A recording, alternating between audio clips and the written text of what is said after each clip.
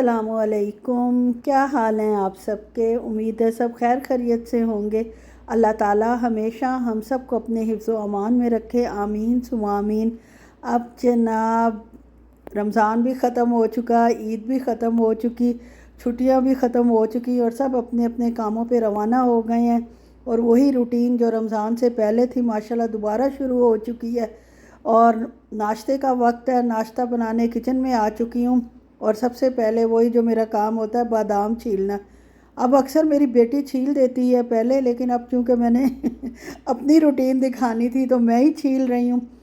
बादाम सबके लिए छील दिए हैं और साथ ही बेटी के लिए वेजिस और पॉपकॉर्न थोड़े से पड़े थे, वो उसको नाश्ते में दे दूँगी। और ये बहुत अरसे से रमज़ान के अभी पहले पड़े हुए हैं, लेकिन शुक्र है कि ये जो फ्रोज़न चीज़ें होती हैं इनकी एक्सपायरी लंबी होती है और ये फ़्रेश की फ़्रेश रहती हैं। और ख़ास तौर पे सऊदी अरब वग़ैरह में या बाहर के ममालिक में, हमारे मुल्कों में तो खैर जनाब सुना है कि एक्सपायरी डेट भी चेंज कर देते हैं और अपनी मर्ज़ी की एक्सपायरी लगा देते हैं ताकि चीज़ बिक जाए। खैर जनाब हर चीज़ ही गलत है जो भी गैर कानूनी हो, लेकिन बहरहाल होता यही है और सुना भी यही है। क्योंकि बाज़ औक़ात किसी चीज़ की एक्सपायरी होती भी है, लेकिन जब उसको घर ला के यूज़ करो तो वाकई उसका रिज़ल्ट इतना बोरिंग होता है और इतना ख़राब होता है कि लगता है कि वाकई एक्सपायरी चीज़ ही हमें थमा दी गई है उसकी डेट चेंज कर कर। और जनाब हस्बैंड साहब आपको पता है दही लेते हैं और उसमें स्टीवियाना जाता है, उनके लिए एग फ्राई होगा और साथ ही जनाब होगा एक कबाब फ्राई। वो कल भी जनाब हमारी बहस हो गई नाश्ते पे, मुझे कह रहे थे कि तुम अंडे में प्याज नहीं डाला। मैंने कहा मैंने तो प्याज डाला हुआ है। कह रहे थे नहीं तुम बहुत बारीक काट के डालती हो। मैंने कहा नहीं मैंने मोटा डाला हुआ है। खैर जनाब मोटा भी था और था भी सही, इसलिए उनको थोड़ा सा हुआ कि मैंने ऐसे ही कह दिया। लेकिन खैर ये तो मियाँ बीवी में चलता ही रहता है घर में, आपको पता है थोड़ी बहुत रौनक मेला इसी तरह लगता है। या तो टीवी का शोर होता है या मियाँ बीवी का या बच्चों का, वरना तो घर में ऐसी खामोशी हो कि मज़ा ही ना आए।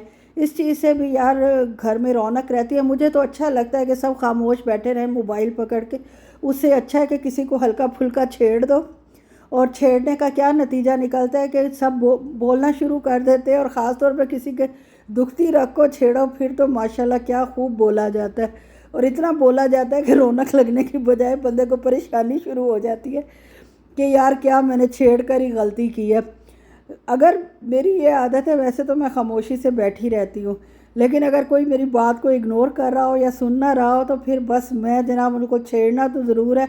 और ऐसी बात से छेड़ना है कि अगर जितने भी वो मसरूफ़ हो, कितना भी कोई कुछ हो, वो जवाब ज़रूर दें। और फिर ऐसा टिका के मुझे जवाब मिलता है कि फिर मैं अहद कर लेती हूँ कि अभी नहीं कुछ नहीं कहूँगी, फिर करती हूँ। बस ये उनकी नेचर है और ये मेरी नेचर है। बहरहाल जनाब नाश्ता पहुँच चुका है बाप बेटी के पास, बेटी ने पहुँचाया है बाप को भी और अपना ख़ुद लेगी। और अब मैं अपना नाश्ता बना के फ़्रेश होने जाऊँगी। फजर के बाद जो मुझे नींद आई है माशाल्लाह बड़ी अच्छी, तो मैं 9:30 बजे उठी हूँ फिर। खैर जनाब ड्यूटी क्योंकि हस्बैंड साहब की 4 से 11 बजे तक है, अब रूटीन पे ड्यूटी आ गई है। खैर ड्यूटी का एक टाइम अब नहीं है, अब इनकी ड्यूटी जो है वो राउंड में ही रहेगी, कभी सुबह कभी दोपहर कभी शाम। खैर जनाब इसलिए सब आराम से ही उठे थे। उसके बाद मैं अपने लिए नाश्ता बना रही हूँ और नाश्ते में मैं ओट्स बना रही हूँ। आज दूध वाले ओट्स बना रही हूँ क्योंकि वो दूसरा सूप पी पी के भी मैं तंग आ गई थी। 2-4 दिनों से मैं वही सूप ही पी रही हूँ। उसमें एक तो मुझसे जनाब लेमन ज़्यादा डल गया, उससे इतनी खटास सी हो गई, फेंकने को दिल नहीं चाहा और उसको भी पूरा ख़त्म किया। उस खटास को कम करने के लिए फिर आज मैंने जो है वो दूध वाले ओट्स बनाए हैं। इसमें बादाम डालूँगी, मीठे के लिए किशमिश डालूँगी और साथ आखिर में 2 खजूरें डाल दूँगी। 2 मिनट में बन जाते हैं। इंस्टेंट ओट्स हैं क्वैकर वाले जो हैं, बड़ी जल्दी बन जाते हैं और बहुत अच्छे भी होते हैं और मज़े के भी होते हैं। खजूरें इसलिए आखिर में डालूँगी क्योंकि फिर वो सारी घुल जाती हैं तो मिठास कहीं भी फील नहीं होती। और अगर इस तरह बन जाए और फिर थोड़ी थोड़ी तोड़ के डालूँ तो ये है कि किसी न किसी लुकमे में आ ही जाता है मिठास और कुछ नीचे रह जाती है। आखिर में चलो बंदे को लगता है कि उसने मीठा ही खाया है। खा सकती हूँ मीठा, में बस आदत ख़त्म हो गई, अब बिल्कुल दिल नहीं करता मीठा का। चीनी की तरफ देखूँ भी सही, ब्राउन शुगर को भी नहीं देखने को दिल चाहता। हनी भी अच्छा है लेकिन मौसम गर्म हो चुका है और हनी खाने से मुझे बहुत ज़्यादा इरिटेशन सी हो जाती है। और खजूर भी वैसे तो गर्म ही होती है, लेकिन 1-2 खाने में मेरे ख़्याल में कोई हर्ज नहीं है। वो मैंने नाश्ते में ही खा के बराबर कर लिया था। अब सारा दिन जो है वो खाने के बाद मैं एक आध खजूर और ले लूँगी और इस तरह जनाब मेरा मीठे का चस्का भी पूरा हो जाएगा और अपना नाश्ता भी तैयार हो जाएगा। फिर नाश्ता करूँगी, चाय बनवाऊँगी। चाय मुझसे इतनी गंदी आजकल बन रही है ना, आपको क्या मैं बताऊँ। ख़ास तौर पे टी बैग वाली, दूसरी तो खैर बनती ही नहीं है, वो तो आदत ही छूट चुकी है। नाश्ता बना के फ़्रेश होके आई थी, एग भी मेरा बॉईल हो चुका था। उसके बाद जनाब भरा हुआ था हमारा माशाल्लाह कूड़े वाला शाफर, बास्केट हमारी डस्टबिन भरी हुई थी, उसको मैंने फेंकवाया है सारी कमरों की खाली करवा के और नया शॉपर लगा के रख दिए। ये भी धुलने वाली हुई हुई है यार, इसको भी धोने का एक मसला ही होता है। खैर धोऊंगी तो सही किसी न किसी तरह। जो पुरानी जाली बर्तनों की होती है उसको संभाल के रख देती हूँ और वो जो है मैं इस बाल्टी को धोने के लिए यूज़ कर लेती हूँ। उसके बाद क्या हो रहा है जनाब, बर्तन टोकरी से खाली किए जा रहे हैं और नाश्ते के बर्तन जो है वो मेरे इंतज़ार में हैं कि ख़ुद से तो धुलेंगे नहीं, मैं धोऊंगी तो धुलेंगे। और रात को मैंने जनाब कीमे को डीप फ्रॉस्ट किया था और मेरा दिल था कि आज सीख कबाब बनाए जाएं। बहुत अरसा हो गया सीख कबाब नहीं बनाए और इसके लिए मेरे पास बड़ी अच्छी एक रेसिपी है और इससे परफेक्ट सीख कबाब बनते हैं। लेकिन कीमा इसके लिए बहुत A1 होना चाहिए, चर्बी उसमें तकरीबन ना होने के बराबर हो तो सीख कबाब बहुत अच्छे बनते हैं और बहुत बारीक पिसा हुआ हो। पिसवाया तो मैंने इसको 2 दफ़ा था, लेकिन फिर भी एक दफ़ा चॉपर से दोबारा गुजार लिया ताकि कोई कसर रह ना जाए और कोई बहाना मेरे पास बच ना जाए कि इस वजह से ये ऐसे बने हैं या इस वजह से ये ऐसे बने हैं। उसके बाद जनाब उसी चॉपर में मैंने हरी मिर्चें ली हैं 7-8, आधा किलो कीमा था, 8 हरी मिर्चें हैं और तकरीबन 1 इंच का जिंजर का टुकड़ा है और ये भी है छिलकों समेत। इस छिलकों समेत आप जिंजर को यूज़ करके देखें अदरक को, तो आपको बहुत मज़ा आएगा, ज़्यादा टेस्ट अदरक देती है, इसलिए तो होटल वाले भाई इसी तरह यूज़ करते हैं। इसके बाद मैंने इसमें हरा धनिया जो है वो डाल दिया और इन तीनों चीज़ों को मैं चॉप कर लूँगी। चॉप करने से ये बस 3 चीज़ें इसके अंदर ग्रीन मसाले में जाएंगी, हरी मिर्चें, हरा धनिया और अदरक। बहुत सिंपल रेसिपी है, बहुत थोड़े इंग्रेडिएंट से ये कबाब बनते हैं, इसीलिए टेस्टफुल होते हैं। जितना ज़्यादा हम मसाला डालते हैं अल्हम्दुलिल्लाह उतना ही हमें उसका फ़ायदा तो क्या, मैदे को भी नुकसान पहुंचता है और चीज़ का टेस्ट भी ख़राब हो जाता है। इसके अलावा इसमें प्याज चॉप करके जाएंगे, वो भी मैं मशीन से ही चॉप कर लूँगी और जब तक सारी मशीनें भरूँगी नहीं और उनको धोऊंगी नहीं, मुझे पता ही नहीं चलेगा मैंने आज कोई काम किया है कि नहीं। ये निरी सरदर्दी है जो मशीनों का इतना इस्तेमाल है ना मेरे लिए। खैर जनाब प्याज भी मैंने चॉप कर लिए हैं, हरा धनिया भी चॉप हो गया है और कीमा तो मैंने पहले ही बारीक पीस लिया था। हालांकि इस मशीन की कोई इतनी ख़ास ज़रूरत नहीं थी क्योंकि इसको गूंदना था। गूंद के इन सारी चीज़ों को मैंने करना था। हमने इसको बनाना होता है जैसे आटा गूंदा हुआ होता है, इतना इकट्ठा ये कीमा हो जाना चाहिए।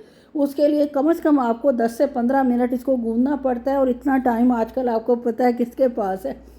हर बंदा मसरूफ़ है, उसने सफाई भी करनी है, अपने हस्बैंड का टी बैग भी तैयार करना है, डस्टिंग भी करनी है, कपड़े भी धोने हैं, तो वो कहाँ बेचारा 10-15 मिनट इसी को गूंदता रहे।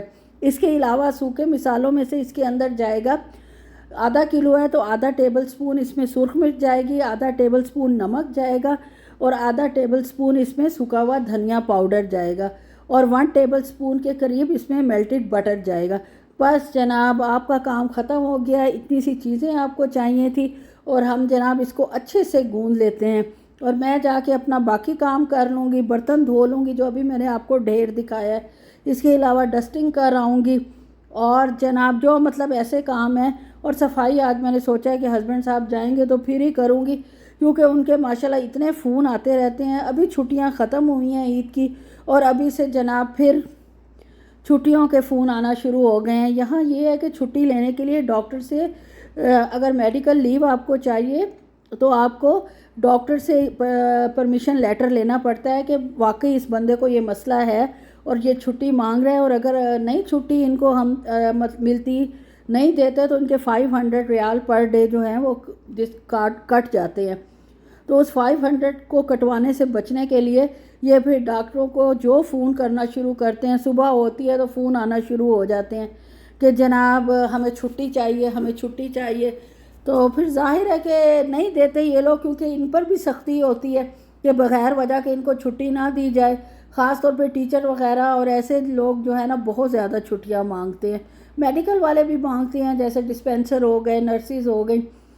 खैर जनाब, ये तो खैर उनका काम है, वो जाने किसको देनी है किसको नहीं देनी, कौन जेन्युइन है कौन जेन्युइन नहीं है।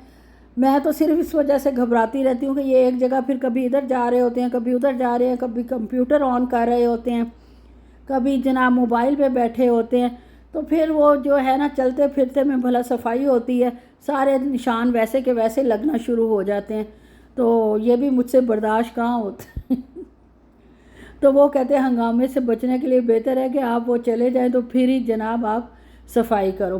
खैर जनाब, उनकी मौजूदगी में ही वो तो अपने काम में मसरूफ़ है और बेटी अपने काम में मसरूफ़ है और मैं अपने काम में। ये जनाब सीख कबाब को 10 मिनट मैंने मशीन में अच्छी तरह गूंदा है इसके कीमे को, और उसके बाद देख लें कि कीमा इस तरह का हो गया जैसे बाज़ार से आपको सीख कबाब मिलते हैं। यानी ये बिल्कुल नहीं उतरेगा सीखों से, सीखों पे चिपका रहेगा। और इसको कोई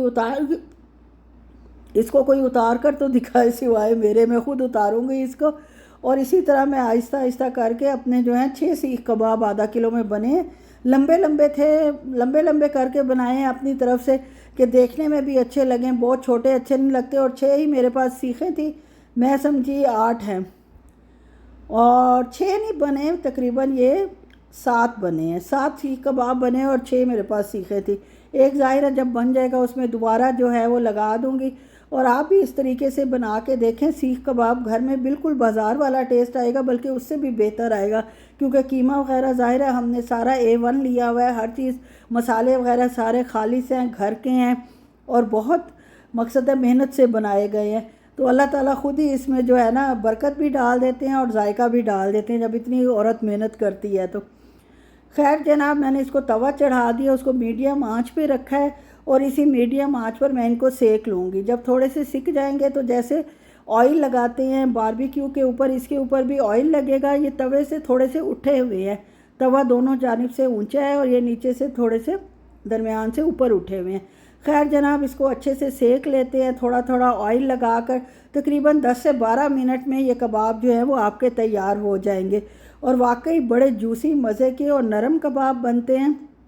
ज़रूर आप लोग इस रेसिपी को ट्राई करें, इजी टिकाऊ है और इजी भी है। जो औरतें मतलब ज़ाहिर है वर्किंग लेडीज़ होती हैं, छोटे बच्चे होते हैं, बहुत ज़्यादा इंग्रेडिएंट्स इकट्ठे करना ये करना मुश्किल हो जाता है, तो उनके लिए एक बहुत आसान सा जो है ना रेसिपी है। अगर वो इसको फॉलो करते हैं तो ज़रूर मुझे बताएं, और अगर बनाती हैं तो उसकी भी मुझे फ़ीडबैक दें कि उनके कैसे लगे हैं, घर वालों ने क्या कमेंट पास किए हैं। एक तो घर वालों का भी मसला और इस सारे चक्कर में जितना धुआं फैला है ना मेरे घर में, वैसे तो यार ओपन जगह पे ये सब कुछ करना चाहिए, लेकिन हमारे पास तो ओपन जगह है नहीं। जितनी सी 2 गैलरियाँ छोटी छोटी हैं उसमें आप सिर्फ खड़े ही हो जाएं और कपड़े ही डाल लें, तो वो भी आपकी बहुत बड़ी अचीवमेंट है, बजाय इसके कि आप वहाँ जाके बारबेक्यू करें। और ये मैं आपको तोड़ कर दिखा देती हूँ, माशाल्लाह देख लें कैसा मज़े का और सॉफ्ट और अच्छा सीख कबाब तैयार है। बस जनाब, यहीं तक था मेरा व्लॉग। अगर अच्छा लगे तो लाइक शेयर